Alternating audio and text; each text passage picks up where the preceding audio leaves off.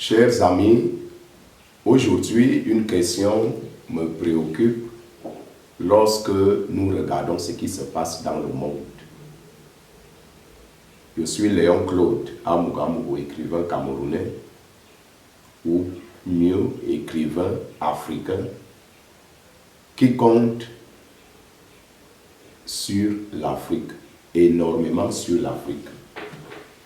Aujourd'hui, l'Afrique est en proie à plusieurs douleurs ou malheurs. Nous avons la misère qui frappe tout le monde. Nous avons la pauvreté qui sévit partout. Nous avons les maladies.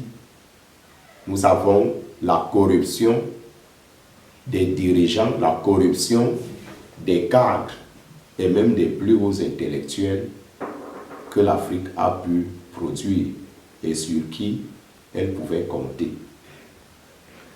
Aujourd'hui, face à la guerre russo-ukrainienne, il y a beaucoup de choses qui se disent, beaucoup de langues qui se délient. Et une question qui me vient tout droit à l'esprit, c'est celle-ci. Qui sauvera l'Afrique? Qui sauvera l'Afrique? Aujourd'hui, je vois une certaine misère. Les uns et les autres brandir des drapeaux de telle ou de telle nation comme sauveur de l'Afrique. Faut-il l'Afrique des Russes, l'Afrique des Américains, l'Afrique des Français, l'Afrique des Allemands, des Européens, l'Afrique des Africains? Quelle est l'Afrique qui sauvera l'Afrique? Y aura-t-il un jour l'Afrique des Africains? Aujourd'hui, certains sont entre deux camps. Le camp des Occidentaux, le camp de tel et de tel, le camp de la Russie. Nous comptons sur telle puissance, sur telle autre puissance. Mais que faisons-nous de l'Afrique? Que faisons-nous de nous-mêmes en tant qu'êtres humains?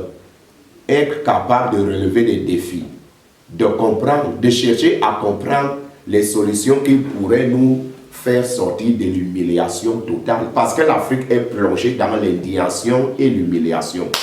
Indignation qui vient de cette jeunesse déboussolée, perdue dans le chômage, perdue dans les cramoles, perdue dans la perversité, perdue dans une perdition totale.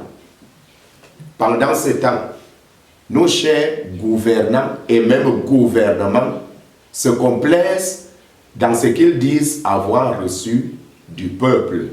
Ce peuple qui ne les accepte plus. Aujourd'hui, tout le monde en Afrique, où une grande majorité veut se tourner vers la Russie, comme leur messie. Après la Russie, est-ce qu'on peut trouver l'itinéraire qui va suivre? Est-ce que nous aurons la Chine? Est-ce que nous aurons l'Arabie Saoudite? Est-ce que nous aurons l'Iran? Quel est cet appui qui va suivre lorsque la Russie nous aura déçus? Lorsque la Chine nous aura tourné le dos et que l'Iran nous aura bombardés?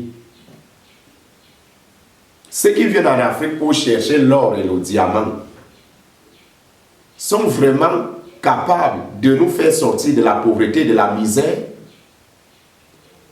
Ces Occidentaux, ces Américains, ces Russes, ces Chinois qui parcourent l'Afrique pour puiser les ressources minières de l'Afrique sont vraiment sincères, ou alors nous sommes là pour chercher quelque chose qui peut déjà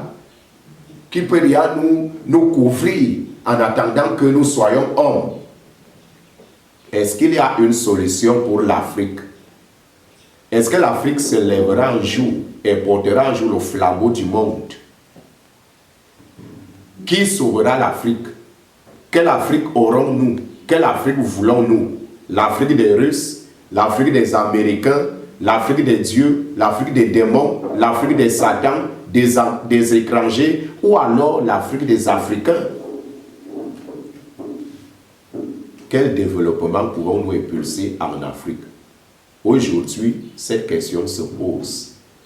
Elle se pose solidement, éternellement, afin que les Africains eux-mêmes comprennent qu'il y a quelque chose que nous devons faire. Et c'est pourquoi, en tant qu'écrivain, penseur, homme d'église, homme politique, j'essaie de faire de mon mieux pour que l'Afrique, un jour, puisse manifester son rêve.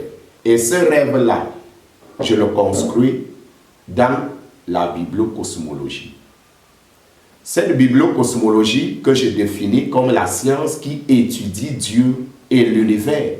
Et là, une question se pose, et c'est à vous de la répondre.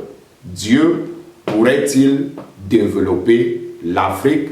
Y a-t-il une solution de Dieu pour l'Afrique? Y a-t-il la place de Dieu pour le développement de l'Afrique? Qui sortira l'Afrique de l'ornière?